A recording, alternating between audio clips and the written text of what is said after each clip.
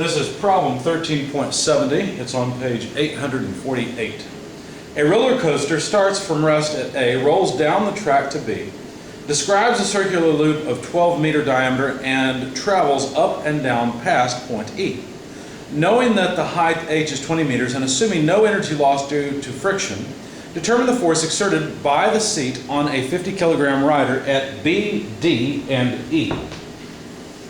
Well, let's sketch the system. It's a roller coaster that goes down, has a loop, and then goes back up. Well, not quite that far. Goes back up a bit. It's actually on line with the center of the loop. Can't seem to hit it. Let's just change our line. There we go. So point E is up here. Point B is here. They labeled the center C, and then the top D, and then the beginning point is A. Some dimensions, well, they labeled this H. I don't know why they did that, because then they just gave us that it's 20 meters. And then a radius of 6 meters because of the 12-meter diameter loop. And then finally, since this is on line, we know that dimension, they gave us the radius of curvature of E at 25 meters. Okay. The mass of the cart is 50 kilograms, and the velocity at A is 0. And they basically just want to know something about the normal force. How hard is the cart pushing? Now, this is not the cart. I think I misspoke. That's the person. How hard is the normal force at B, at D, so there, and at E? Okay? How hard is the cart pushing on the person? So what I'm going to do is say the kinetic energy at A plus the work of whatever forces act from, not 1 to 2, but A to some state X. It could be B, could be D, could be E, whatever, equals the kinetic energy there. Obviously it starts from rest, so TA is 0. And if we expand this, we'd have only one force doing work, and that is gravitation. So however far the cart falls from A to any of these points, D, B, or E, which I've called X, will give the velocity at that point squared with the kinetic energy at that point. Okay?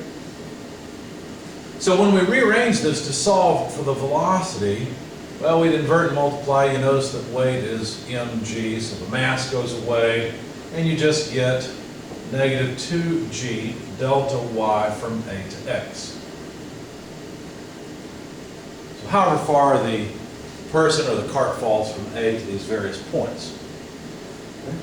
So I went ahead and calculated the velocity at B. I plugged in negative 2 times 9, or what are we, we're measuring 9.81 meters per second squared. And for example, for B, I plugged in the fall of 20 meters. Right? So that's negative 20 meters.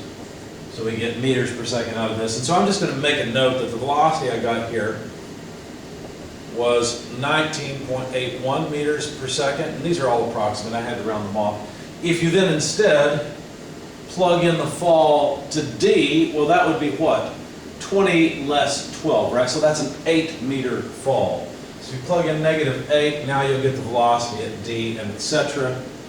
So I got a velocity at D of about 12.53 meters per second. If you allow the cart to fall to E, what's happened was fallen 20, it's risen 12, fallen 12, and risen 6, right? So the net effect is 20 less 6, and in that case, that would be 14 or negative 14 meters, right?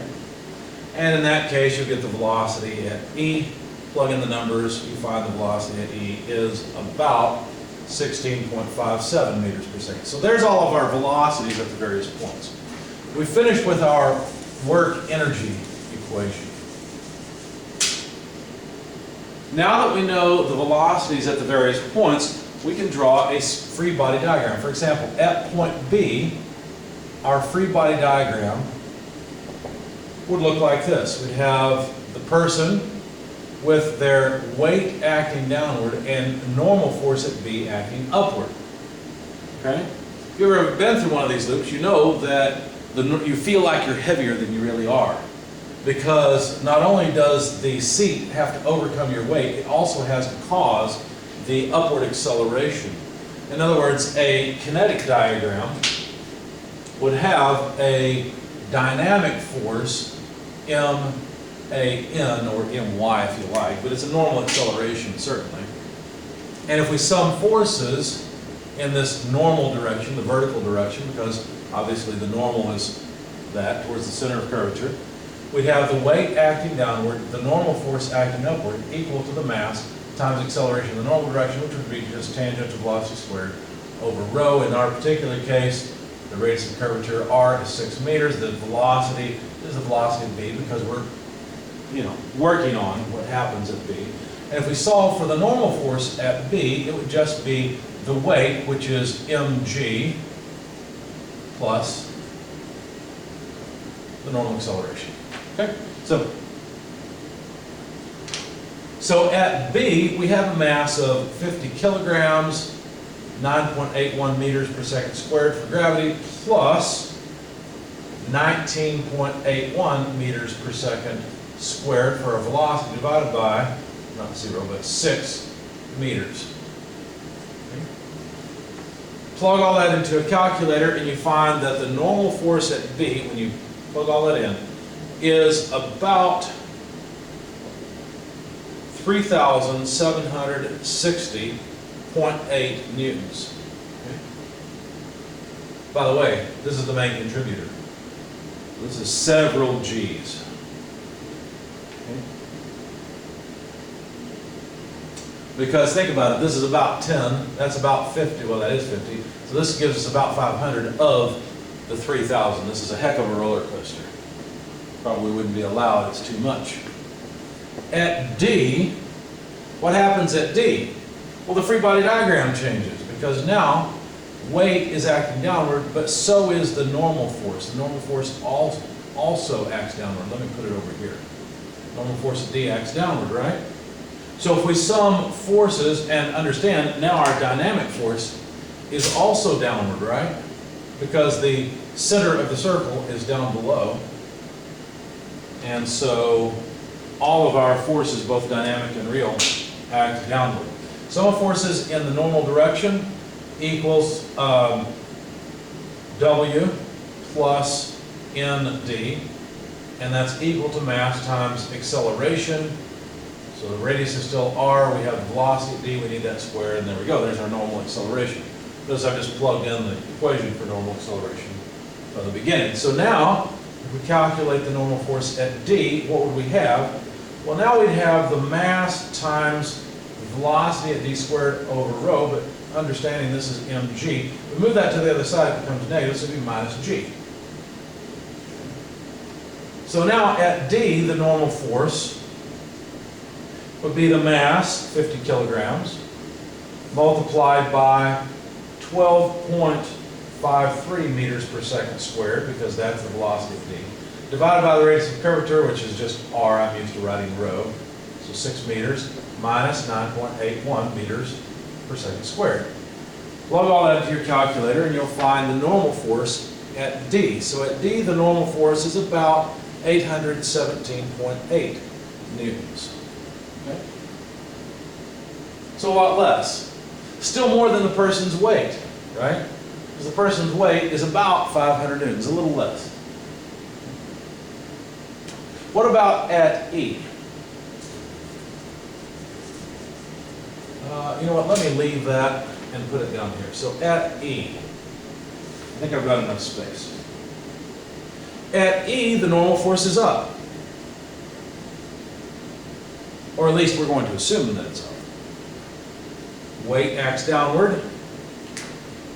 And our positive direction for normal acceleration will be like this. So M-A-N, like that. If we, again, sum forces in the normal direction, what do we get? Well, the normal direction is down, so we get weight minus NE equals m/a/n. Of course, the normal acceleration is still the square of the velocity, now we're at e, divided by the radius of curvature.